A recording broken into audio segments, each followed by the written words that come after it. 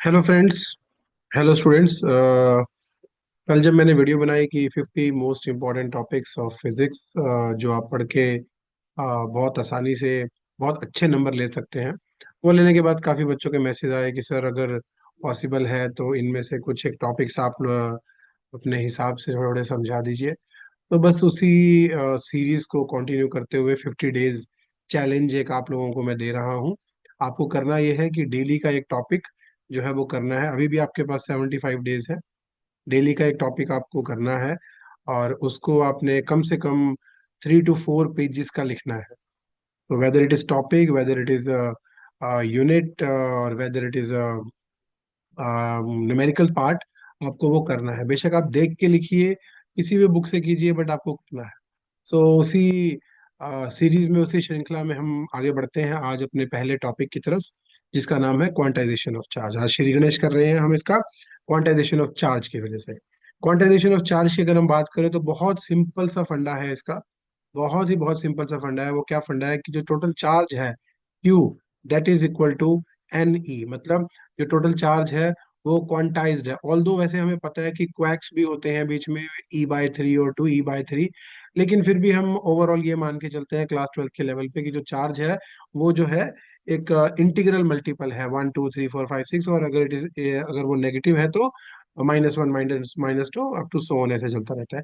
ई की वैल्यू हम सबको पता है, हम ट्वेल्थ में आ चुके हैं, तो ई की वैल्यू हम सबको पता है 1.6 इंटू 10 -19 कूलम है जो इलेक्ट्रॉनिक का चार्ज है। और इसको हम कैसे अप्लाई करेंगे, इस फॉर्मूले को कैसे हमने यूज करना है, वो हमें समझना है। तो हमें एन निकालने की जरूरत होगी। मान लो ये मेरे पास एक पेन है, इस पेन के अंदर मुझे चार्ज निकालना है। तो इस पेन के अंदर कितने नंबर ऑफ चार्ज पार्टिकल है, अगर मुझे वो एन पता लग जाए और उसको मैं इस इलेक्ट्रॉनिक चार्ज से मल्टीप्लाई कर दूं, तो मेरा काम यहाँ से बन जाएगा। अब इस एन को कैसे निकाले, बड़ा इंपॉर्टेंट टॉपिक है कि एन को कैसे निकाले। तो एन को निकालने के लिए हम लोग क्या करते हैं, हम लोग मोल कॉन्सेप्ट यूज करते हैं। N is equal to given mass small M by molar mass capital M multiplied by Avogadro's number.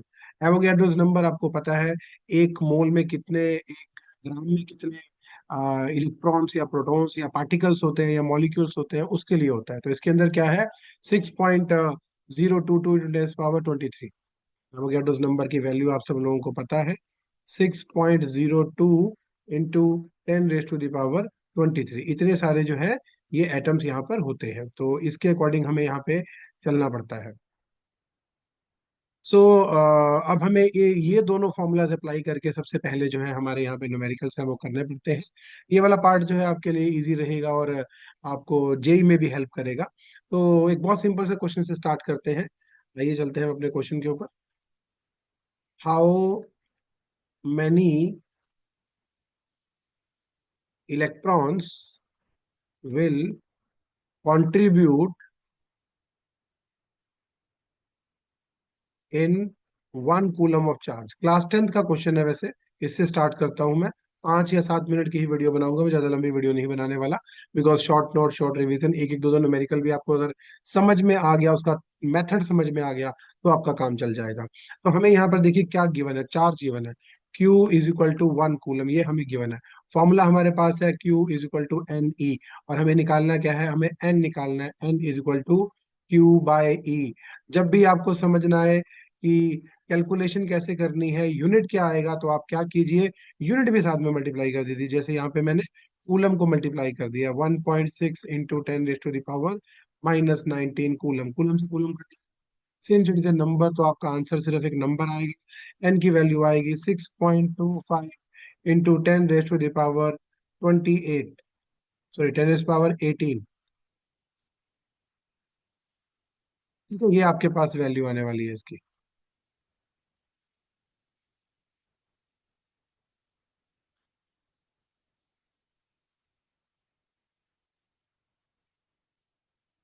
ये वैल्यू आपके पास आई है, एन इज इक्वल टू 6.25 × 10⁻18। तो इतने सारे इलेक्ट्रॉन्स होंगे जो कंबाइन होके हमें 1 कूलम चार्ज देते हैं। ये क्लास 10 के अंदर भी ये वैल्यू गिवन है, वहां 6 गिवन है, हमने 6.25 निकाली है। अब फटाफट से दो क्वेश्चन छोटे छोटे से और करते हैं, फिर आगे चलते हैं। थोड़ा सा जूम करूंगा इसको, आगे की तरफ चलते हैं हम। हाँ जी।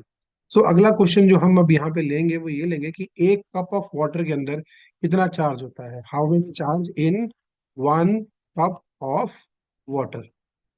अब वाटर जो है उसकी डेंसिटी जो होती है 1 ग्राम पर सेंटीमीटर क्यूब होती है, यानी कि वो बिल्कुल ml और केजी जो है इक्वल होता है। तो 1 कप का साइज क्या ले, 1 कप का साइज हम लेके चलेंगे 250 ग्राम, 250 ml लेना चाहिए वैसे, बट यहाँ ml और ग्राम जो है इक्वल होते हैं, इसलिए 250 ग्राम आएगा। तो ये जो है ये हमारे पास क्या है, गिवन मास है। मोलर मास वाटर की अगर हम बात करें, सबको पता है फॉर्मूला वाटर का, H2O। तो मोलर मास क्या आ जाएगा, हाइड्रोजन का एक प्लस ऑक्सीजन का 16, तो ये हमारे पास कितना आ गया, 18 ग्राम आ गया। Now we have to calculate what, number of molecules. Number of molecules निकालेंगे हम, किस में निकालेंगे नंबर ऑफ मॉलिक्यूल्स, एक कप ऑफ वाटर के अंदर। कैसे निकालेंगे, एवोगैड्रोस, सॉरी कैसे निकालेंगे हम, मोल कॉन्सेप्ट लगाएंगे वहां पे, एवोगैड्रोस फॉर्मूला अप्लाई करेंगे, साथ में given mass 18 divide by molar मास 250 गुणा 6 लेके चल रहा हूं मैं, आप 6.22 पूरा भी लेके चल सकते हैं। इसको हम सॉल्व करेंगे तो ये हमारा, सॉरी उल्टा कर दिया मैंने, given mass by molar mass था, सॉरी। तो ये हमारा हो जाएगा given mass by molar mass, that is going to be, given mass है हमारे पास 250, मोलर मास है 18। तो आप इसको अगर सॉल्व करेंगे, ये 6 से 3 पे कट जाएगा, तो हम इसको सिंप्लीफाई करके लिख रहे हैं 25/3 into 10 raised to the power 24। बड़ा इंपॉर्टेंट पार्ट अब यहाँ से हम डिस्कस करने वाले हैं, बड़ा इंपॉर्टेंट पार्ट जो है हम डिस्कस करेंगे, वो ये है कि बच्चे सोचते हैं अब हमारे पास ये जो आ गया n आ गया, इसको इलेक्ट्रॉनिक चार्ज से मल्टीप्लाई कर दे तो हमारा काम चल जाएगा, बट नहीं। हमें ये नंबर ऑफ मॉलिक्यूल्स मिले हैं, इस नंबर ऑफ मॉलिक्यूल्स को, ये नंबर ऑफ मॉलिक्यूल्स मिले हैं हमें, इस नंबर ऑफ मॉलिक्यूल्स को हमें किस में कन्वर्ट करना है, इसे कन्वर्ट करना है नंबर ऑफ इलेक्ट्रॉन्स में। वाटर मॉलिक्यूल था हमारे पास, वाटर के पास कितने होते हैं, वाटर का फॉर्मूला सबको पता है, H2O, कितने इलेक्ट्रॉन्स होते हैं इसके पास, एक प्लस ऑक्सीजन के पास 8। याद रहे हमें आउटर मोस्ट नहीं देखने, हमें सारे इलेक्ट्रॉन्स देखने हैं। तो हाइड्रोजन के पास, सॉरी ऑक्सीजन के पास 8 इलेक्ट्रॉन होते हैं, तो टोटल हमारे पास हो गए कितने, 10 इलेक्ट्रॉन। हमारे पास इतने मॉलिक्यूल हैं, इस मॉलिक्यूल को अगर हम इससे मल्टीप्लाई कर दें तो हमें फाइनली क्या मिल जाएगा, हमें मिल जाएगा कि टोटल नंबर ऑफ इलेक्ट्रॉन्स कितने हैं। तो नंबर ऑफ इलेक्ट्रॉन्स अगर हमने निकालना है तो इन दोनों को आपस में हमें मल्टीप्लाई कर देना है, इन दोनों को आपस में मल्टीप्लाई कर देना है। तो दोनों को मल्टीप्लाई करूंगा तो मेरे पास वैल्यू आ जाएगी 25/3 into 10 raised to the power 25, ये मेरे पास आ गई। अब आखिरी स्टेप, क्वांटाइजेशन यूज करते हुए नंबर ऑफ इलेक्ट्रॉन्स को हम मल्टीप्लाई कर देंगे किसके साथ, नंबर ऑफ इलेक्ट्रॉन्स को मल्टीप्लाई कर देंगे इलेक्ट्रॉनिक चार्ज के साथ। तो चलते हैं आगे की तरफ, इस नंबर ऑफ चार्ज को हम मल्टीप्लाई कर देंगे किससे, इलेक्ट्रॉनिक चार्ज के साथ। तो total Q will be equal to what, 25/3 into 10 raised to the power 25। जिनको ये ध्यान ना आया हो, ऊपर पावर 24 थी, उसको जब हमने 10 से मल्टीप्लाई किया तो वो 25 बन गया। ठीक है, तो इसको हम अब मल्टीप्लाई करेंगे किससे, 1.6 into 10 raised to the power -19 को। अच्छा, मल्टीप्लाई करते हुए बहुत सारे बच्चों की समस्याएं आती है मेरे को, कई बच्चों को जब मैं कराता हूँ स्कूल में भी और बाकी जगह भी, तो बड़ी सारी समस्याएं आती हैं। बच्चे कहते हैं कि सर हमें ना समझ नहीं आता कि इनको कैसे सॉल्व करें। तो सॉल्व करने का बड़ा एक सिंपल तरीका है, ये 3 है, इससे इसको काट दो, 3 5 15, एवरी वन नोज।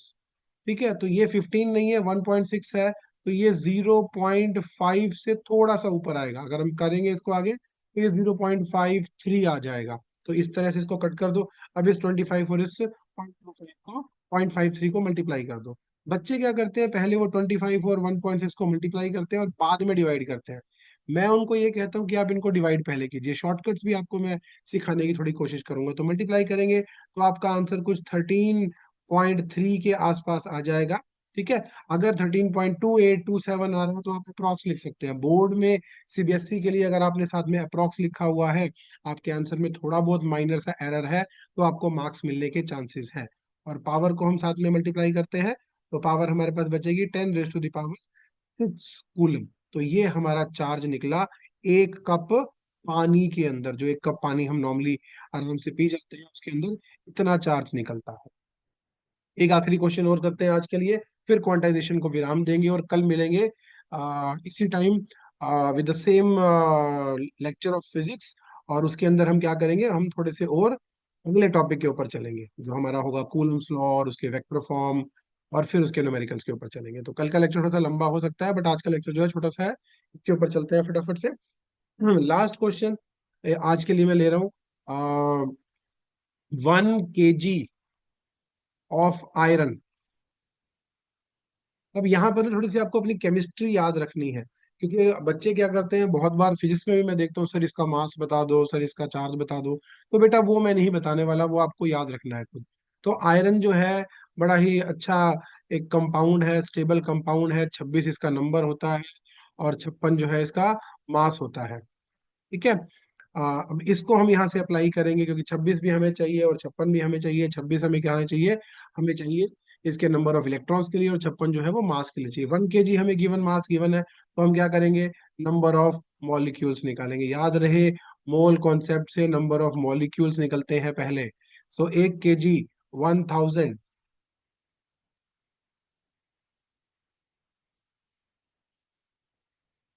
1000 याद रहे, 1000 जो है हमें गिवन है। एक और बड़ी इंपॉर्टेंट बात, जो भी हमारा मोलर मास होता है वो हमेशा ग्राम में होता है, तो आपको केजी को भी ग्राम में कन्वर्ट करना है। 6 × 10⁻³